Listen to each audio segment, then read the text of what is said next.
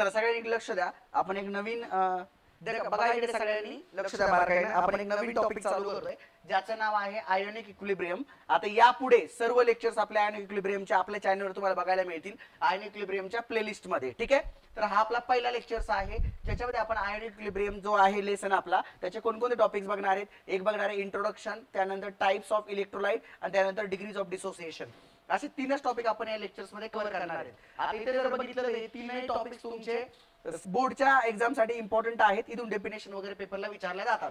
आता इथे लक्ष द्या, सगळ्यात पहिले आपण समजून घेणार आहोत की आयोनिक इक्विलिब्रियम म्हणजे काय. बारकाईने लक्ष द्या, ionic equilibrium, ionic equilibrium, equilibrium म्हणजे काय तुम्हाला माहिती आहे, सारखेपणा.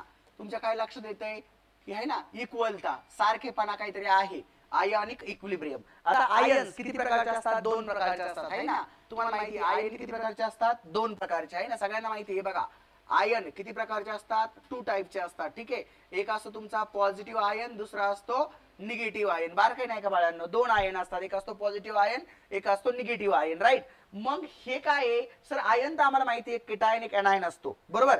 बट आपल्याला केमिस्ट्री मध्ये आयोनिक इक्विलिब्रियम लेसन्स मध्ये आपल्याला हे शिकायचंय की जेव्हा एखाद्या कंपाऊंडला, एखाद्या आयोनिक कंपाऊंडला आपण डिसोसिएट करतो त्यावेळेस त्याचा एक केटायन फॉर्म होतो, एक एनायन फॉर्म होतो. जसं की फॉर एक्झाम्पल इकडे बघा, जसं की फॉर एक्झाम्पल आपण एक कंपाऊंड घेतलाय तुमच्या सर्वांच्या ओळखीचा आहे ज्याचं नाव आहे NaCl. काय आहे NaCl, सोडियम क्लोराईड. आता या सोडियम क्लोराईडला ज्यावेळेस आपण डिसोसिएट करतो, डिसोसिएट करणे म्हणजे ब्रेक करणे, तोडणे.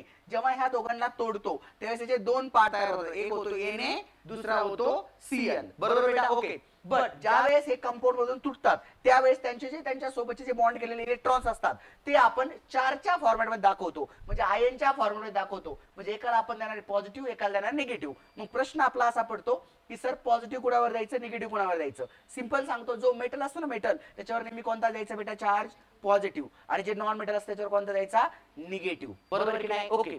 तर अशा प्रकारे आपण NaCl नावाच्या मॉलिक्यूलला या पद्धतीने आपण आयोनाइज करू शकतो. काय करू शकतो, आयोनाइज करू शकतो. आयोनाइज करणे म्हणजेच त्यांच्यावरती चार्ज देणे. काय होतं, चार्ज देणे.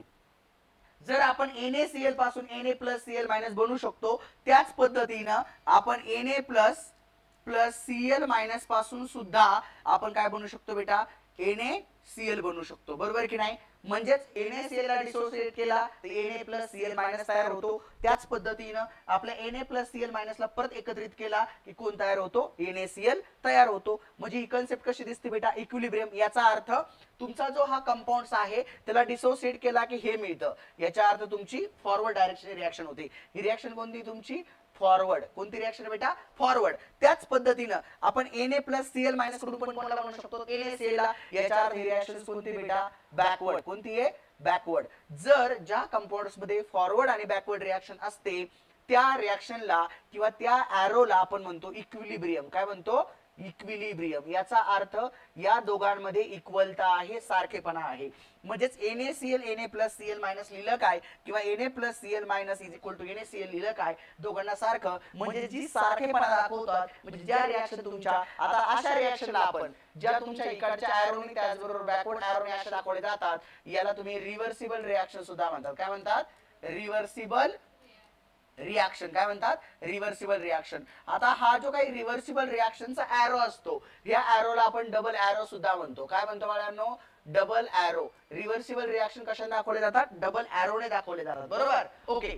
जर आपण रिव्हर्सिबल रिएक्शन डबल एरोने दाखवू शकतो, त्याच पद्धतीनं हे जे काही डबल एरो आहे याला एक दुसरं नाव सुंदर आहे, ते नाव आहे इक्विलिब्रियम. काय नाव आहे, इक्विलिब्रियम. बरोबर.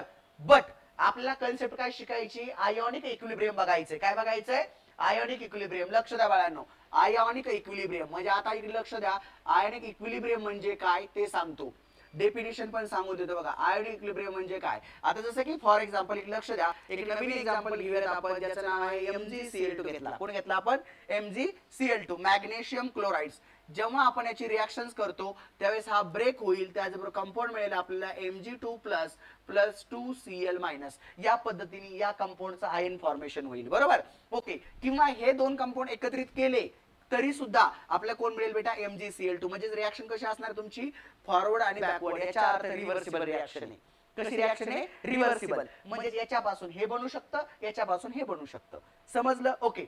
आता इकडे जर बघितलं तर हे कसे दिसतात बेटा, आयोनाइज. कसे दिसतात बेटा, आयोनाइज कसे मॉलिक्यूल दिसतात, हे आयोनाइज मॉलिक्यूल दिसतात. कसे दिसतात बेटा, आयोनाइज मॉलिक्यूल दिसतात. आणि हे कंपाऊंड वरती चार्ज आहे का, नाही. याच्यावर चार्ज आहे का कंपाऊंड MgCl2 वरती, नाही सर. याच्यावर पॉझिटिव्ह निगेटिव्ह चार्ज आहे का, तर बिलकुल नाही. याचा अर्थ हे कसे आहे तुमचे अनआयोनाइज. कसे आहेत, अनआयोनाइज. ओके. आता जिथे आपला इथे एस पण लिहू शकता, अनआयोनाइज. ओके. जेव्हा तुमच्या आयोनाइज आणि अनआयोनाइज मध्ये जी इक्वलता असते त्याला आपण म्हणतो आयोनिक इक्विलिब्रियम. मग याला कसं लिहू शकतो आपण, बघा इकडे, the equilibrium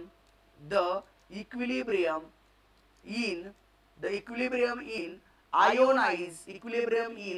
ionized molecules and unionized molecules is known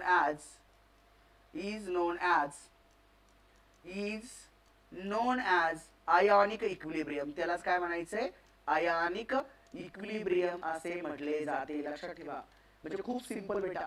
म्हणजे तुमच्या ह्या दोघांमध्ये जी इक्वलता आहे, म्हणजे तुमच्या अनआयोनाइज मॉलिक्युल्स आणि आयोनाइज मॉलिक्युल्स मध्ये जो सारखेपणा आहे किंवा दोघांच्या सारखी प्रॉपर्टी, MgCl2 पासून आपण Mg+2 + 2Cl- बनवू शकतो. त्याच पद्धतीने Mg2 + 2Cl- पासून आपण MgCl2 बनवू शकतो. हे जे साइन आहे, हे साइन आहे तुमचे इक्विलिब्रियमचं. कशा साइन बेटा, इक्विलिब्रियमचं, राईट. आणि त्याच बरोबर जेव्हा या अशा कंपाऊंडला आपण ब्रेक करतो त्यावेळेस आयन फॉर्मेशन होतं, म्हणून त्याच्यामध्ये आपण शब्द काय लावला, आयोनिक. काय शब्द लावलाय, आयोनिक, राईट. आणि आयन दोन प्रकारचे असतात, एक असतो कीटायन, एक असतो एनायन. समजलं सगळ्यांना आयोनिक इक्विलिब्रियम म्हणजेच काय, तर तुमचे जे आयोनिक कंपाऊंड असतात त्यामधली इक्वलता म्हणजेच आयोनिक इक्विलिब्रियम. ठीक आहे, त्याला काय म्हणायचं, आयोनिक इक्विलिब्रियम. समजलं. ओके. आता सगळ्यात पहिला तर तुमच्या मनात खूप सारे प्रश्न तयार झाले, मला मान्य आहे की सर MgCl2 तुम्ही ब्रेक करत असताना Mg+2 केलाय, 2Cl- केलाय, हे कसं केलं हेच कळलं नाही आम्हाला. तर बारकाईने लक्ष द्या. नेहमी लक्षात ठेवायचं, कोणत्याही कंपाऊंड्स मध्ये ज्यावेळेस तुम्ही त्याचं चार्ज फॉर्मेशन करत असतात त्यावेळेस त्याचा चार्ज क्रॉस दिला जातो. म्हणजेच फॉर एक्झाम्पल एक Mg नावाचा एलिमेंट आहे, एक Cl नावाचा एलिमेंट आहे. Mg सोबत Cl किती वेळेस बेटा, 2 टाइम्स आहे. याचा अर्थ Mg वरती 2 चा चार्ज येईल. कितीचा चार्ज येईल बेटा, 2 चा चार्ज येईल. आता Cl सोबत Mg किती वेळेस आहे बेटा, एकदा. म्हणून Cl वरती किती चार्ज येईल, एक वेळेस. बट जो Cl आहे तो कंपाऊंड मध्ये किती वेळेस बेटा, 2 टाइम्स, म्हणून 2Cl- असं होईल. बरोबर. आता Cl ला मायनस चार्ज येईल आणि Mg ला कोणता येईल, प्लस. Mg ला प्लस काय येईल, कारण बाळांनो तो मेटल्स आहे. कोण आहे बेटा, मेटल. आणि Cl कोण आहे बेटा, नॉन मेटल्स. अशा पद्धतीने चार्ज फॉर्मेशन केलं जातं. फॉर एक्झाम्पल अजून एक एक्झाम्पल तुम्हाला जर सांगायचं झालं तर PbI2 असे कंपाऊंड आहे. याचं चार फॉर्मेशन कसं होणार आहे तुम्हाला माहितीच आहे. Pb सर I2 दोन वेळेस आहे, त्याच्यावरती देऊन टाका, म्हणजे +2. आणि आयोडीन म्हणजे 2 आयोडीन सोबत Pp किती वेळेस बेटा, एक वेळेस देऊन टाका सर. कारण आयोडीन हा क्लोरीनच्याच कॅटेगरीचा आहे, याचा अर्थ नॉन मेटल आहे, याच्या अर्थ दोघांवरती निगेटिव्ह चार्ज येईल. ओके. समजलं, काय अडचण आहे कोणाला इथपर्यंत, नाही समजलं ना काय सांगितलं ते, ठीक आहे. तर अशा पद्धतीने चार्ज फॉर्मेशन केलं जातं. अजून एक सांगतो बेटा, समजा H2SO4 कंपाऊंड आहे तुमच्याकडे, ठीक आहे. याला डिसोसिएट केलं तर चार्ज फॉर्मेशन कसं होईल बघा, H2 आणि SO4 असा कंपाऊंड ब्रेक होतो. H2 आणि SO4 असा कंपाऊंड ब्रेक होतो. याचा अर्थ कंपाऊंड कसा ब्रेक झालाय तुमचा, H आणि SO4. बरोबर. आता या H2 सोबत SO4 किती वेळेस होता, एकदाच. SO4 सोबत कंपाऊंड आहे, 4 टाइम नाही बेटा, एकदाच आहे. SO4 सोबत आहे, बरोबर. तो किती वेळेस होता बेटा, एकदा. म्हणजे इथं एक दिला. आणि SO4 सोबत H2 किती वेळेस होता, दोनदा. तर तो किती येईल बेटा, 2. आता प्रश्न येतो, सर प्लस कोणाला द्यायचं, मायनस कोणाला द्यायचं. एक लक्ष द्या, परत सांगतो. SO4 जो सल्फर आहे तो नॉन मेटल्स आहे, याच्यामुळे नेहमी त्याच्यावरती कोणता चार्ज येणार, मायनस. आणि तुमचा जो जेव्हा नॉन मेटल सोबत तुमचा हायड्रोजन कंबाईन होतो त्यावेळेस हायड्रोजनवर कोणता चार्ज येतो, प्लस. म्हणजे याचा अर्थ इथे हायड्रोजन येणार प्लस. हायड्रोजन किती वेळेस आहे, दोनदा. या पद्धतीने याचं डिसोसिएशन आपण करू शकतो. ठीक आहे.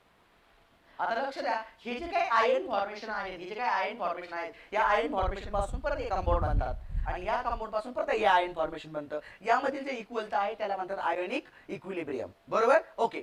मग आयोनिक इक्विलिब्रियम हे मोस्ट वे आपल्या पुढे बघायला मिळतं, तर जे आपले इलेक्ट्रोलाइट असतात, कोण असतात, इलेक्ट्रोलाइट. त्या इलेक्ट्रोलाइट मध्ये बघायला मिळतं. मग सर इलेक्ट्रोलाइट काय असतात बाळांनो, बघा इलेक्ट्रोलाइट म्हणजे काय असतं बघा, म्हणजे पुढचा तुमचा टॉपिक झाला इनडायरेक्टली बाळांनो. इकडे बघा, आता इलेक्ट्रोलाइट काय, तर त्याला तुम्हाला टॉपिकच दिलेला आहे की टाइप ऑफ इलेक्ट्रोलाइट. काय टॉपिक दिलाय, टाइप ऑफ इलेक्ट्रोलाइट असा टॉपिक आहे बेटा. ठीक आहे. आता बघा जरा इकडे, टाइप ऑफ इलेक्ट्रोलाइट.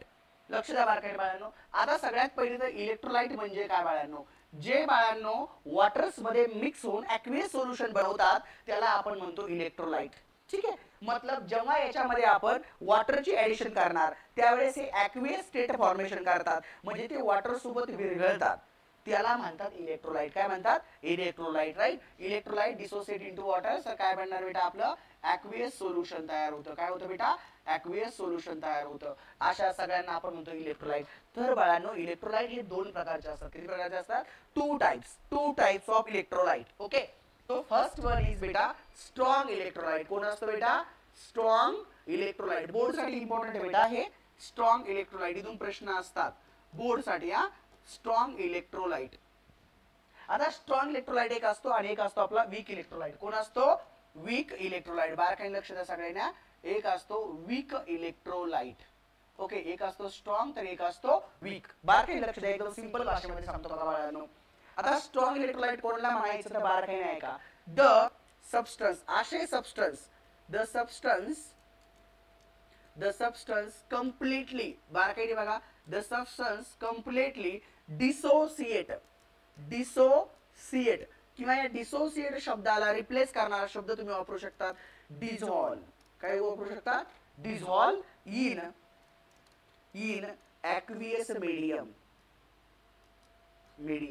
जे वॉटर सोबत डायरेक्ट वॉटर असेल पण चाललं असता बाळांनो. द सबस्टन्स कम्प्लिटली डिसोसिएट किंवा dissolve in water is called as strong electrolyte. काय म्हणू शकतो?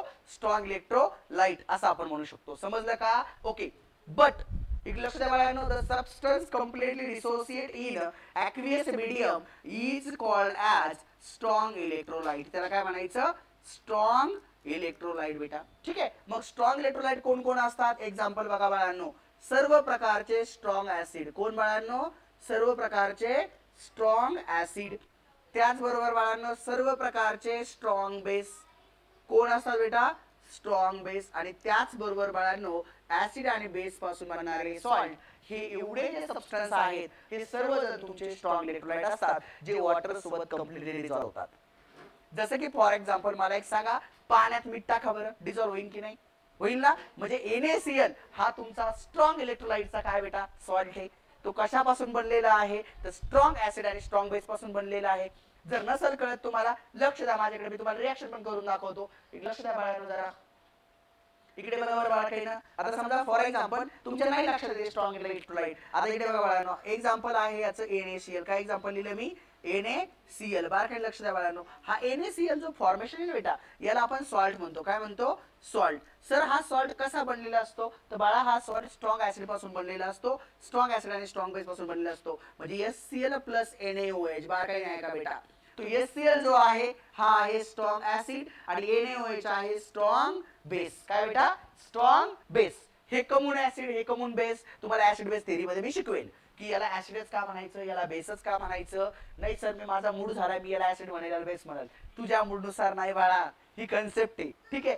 ती सांगेल. ठीक आहे. बट आता सध्या एवढं लक्षात द्या, जेव्हा आपण स्ट्रॉंग ऍसिड आणि स्ट्रॉंग बेसला रिॲक्ट करतो त्यावेळेस बाळांनो नेहमी या दोघांचं कॉम्बिनेशन होतं आणि जो बाय प्रोडक्ट मिळतो तो नेहमी वॉटर मिळतो. म्हणजे H प्लस OH काय बनणार बेटा? सांग बरं जरा. H2O प्लस इथं काय मिळणार बेटा? NaCl. याचा अर्थ NaCl सॉल्ट आहे.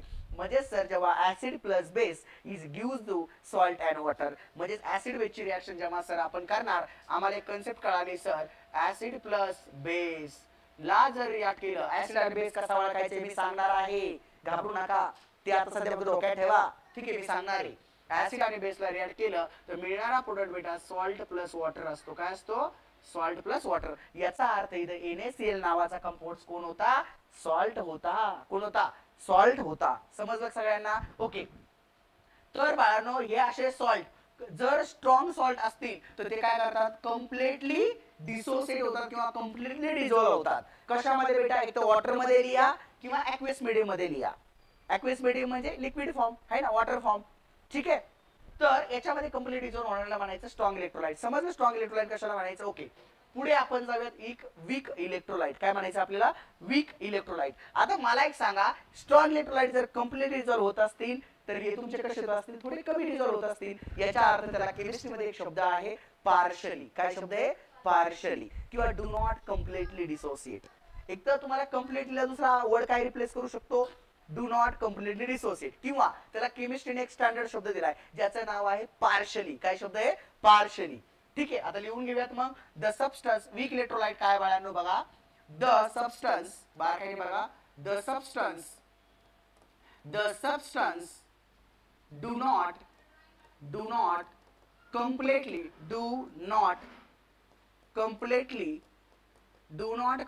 लक्ष द्यानंतर लिहा डू नॉट कम्प्लिटली डिसोसिएट किंवा डिझॉल्व. बेटा डिसोसिएटला रिप्लेस करणारा शब्द कोणता शब्द आहे? डिझॉल्व. दोन्ही पैकी कोणता बी लिहा तुम्हाला जो आवडेल तो. ठीक आहे. डिसोसिएट किंवा dissolve in aqueous medium.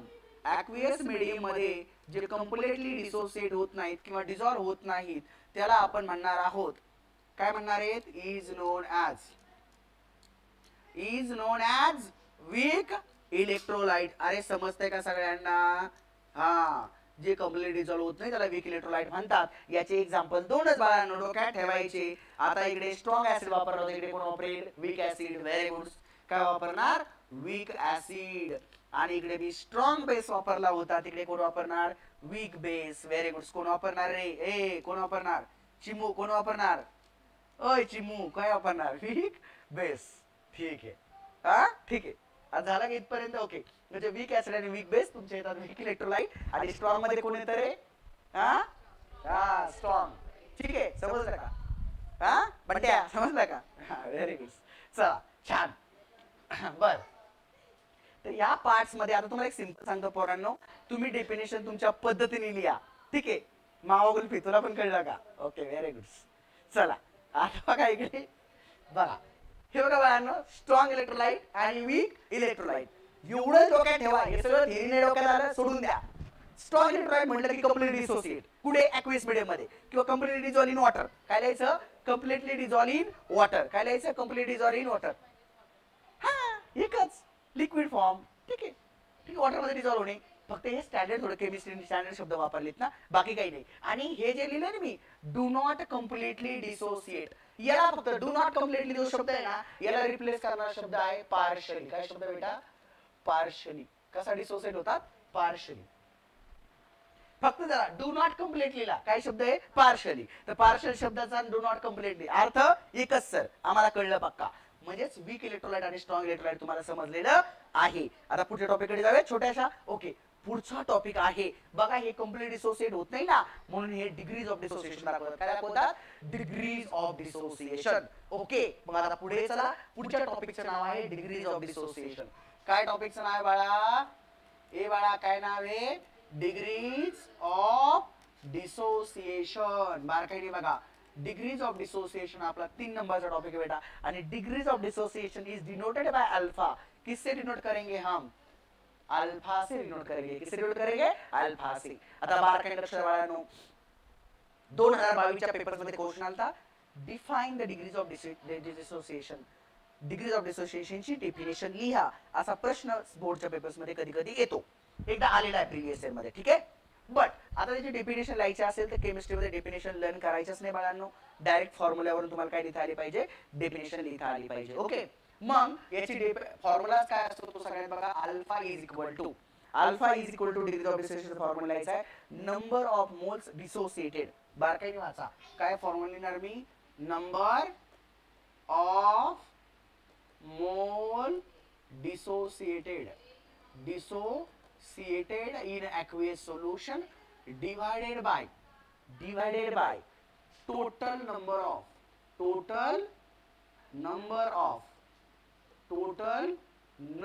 of moles in complete solution.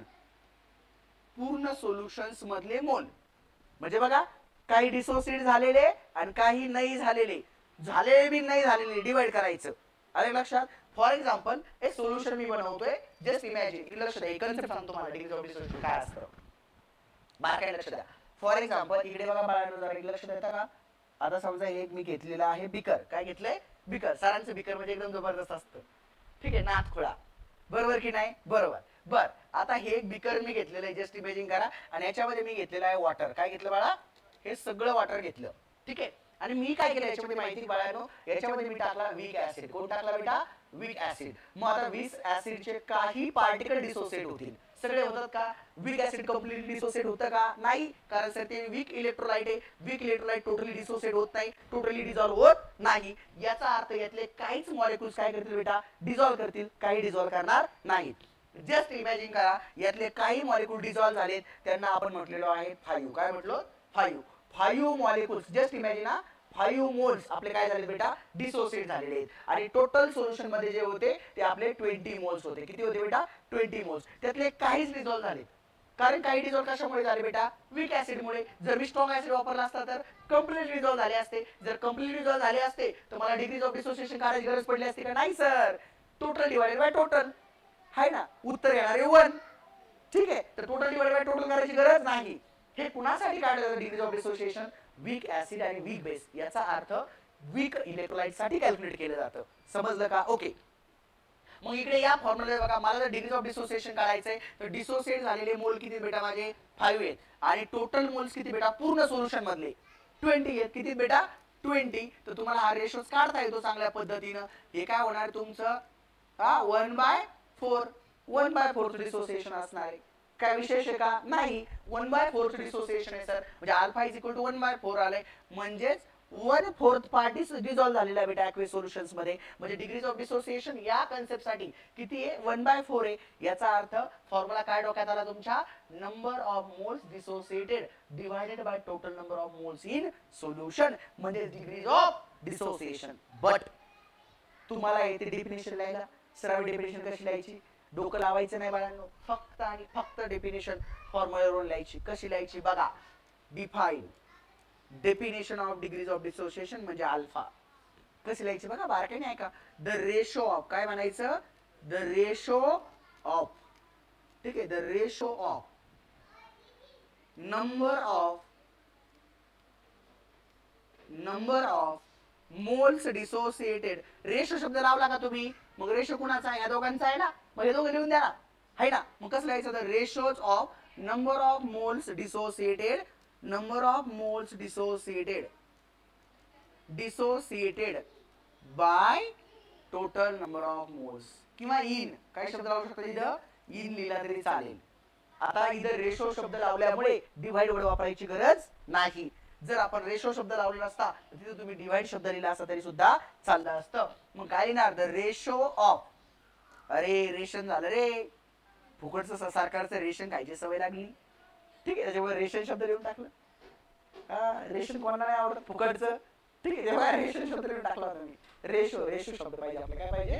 Ratio. Ration नाही है ना, रेशन फुकट घ्यायची सवय लागलेली. चला घ्या. The ratios of number of moles dissociated by कशासोबत डिसोसिएट होतात बेटा?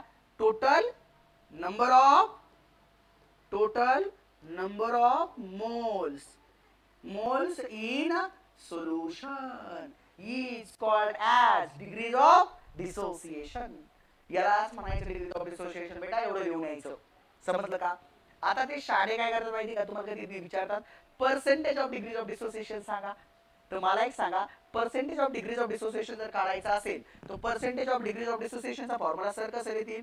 Percentage of degrees of dissociation किंवा असं लिहा. याला उलट तुम्ही कसं लिहू शकतात? हे बघा, शॉर्टकट मारलाय. Percentage of degrees of dissociation लिहिण्याऐवजी मी शॉर्टकट मारलाय. Percentage of degrees of dissociation is equal to काय येणार तुमचा? Degrees of dissociation multiply by 100. तर काय निघणार आहे? Percentage of degrees of dissociation. समजलं? ते तुम्हाला ते विचारतात. The degrees of dissociation is multiplied by 100 म्हणजे percentage of degrees of dissociation. समजतं बेटा व्यवस्थित? ओके. तर हे 3 टॉपिक्स आज आपण कव्हर केलेले आहेत. हे बोर्ड साठी तुम्हाला इम्पॉर्टंट आहे बाळांनो. इथून 2-2 मार्काचे 1-1 मार्काचे क्वेश्चन तुम्हाला पेपरला विचारले जातात. काही डाऊट आहे का इथपर्यंत? नाही. तर उद्याच्या टॉपिक्स कोणीच मिस करायचा नाही. जो आपण शिकणार आहे ऍसिड थेरी. ऍसिड थेरी बघा, 3 ऍसिड थेरी शिकणार आहेत. कोण कोण आहेत 3 ऍसिड थेरी? सांगून ठेवतो, ऐका बारकाईनं. 3 ऍसिड थेरी आहे. पहिली आहे अरेनियस ऍसिड थेरी. अरेनियस चाचा की थेरी. दूसरी है lorries end ब्रॉस्टेड acid base theory. 2 scientist थे, लॉरीज एंड ब्रॉस्टेड. लॉरी मतलब ट्रक को बोलते हैं ना, हिंदी में है ना ट्रक को. ठीक है, वो नहीं है, ये साइंटिस्ट का नाम है. लॉरी एंड ब्रॉस्टेड नाम के दोनों दोस्त थे. ठीक है, जिसने ये थ्योरी बताई वो पढ़ेंगे. और लास्ट वाली सबसे अहम थ्योरी है लेविस एसिड बेस थ्योरी, वो भी हम पढ़ेंगे बेटा. ठीक है, ये तीनों थ्योरी हम कल के लेक्चर्स में पढ़ने वाले हैं. इसमें कुछ डाउट है तो पूछ लो, हम डिस्कस करेंगे. ठीक है, अदरवाइज आपको ये अच्छा लग रहा है वीडियो तो लाइक शेयर और सब्सक्राइब जरूर करना. ठीक है, चलो थँक्यू.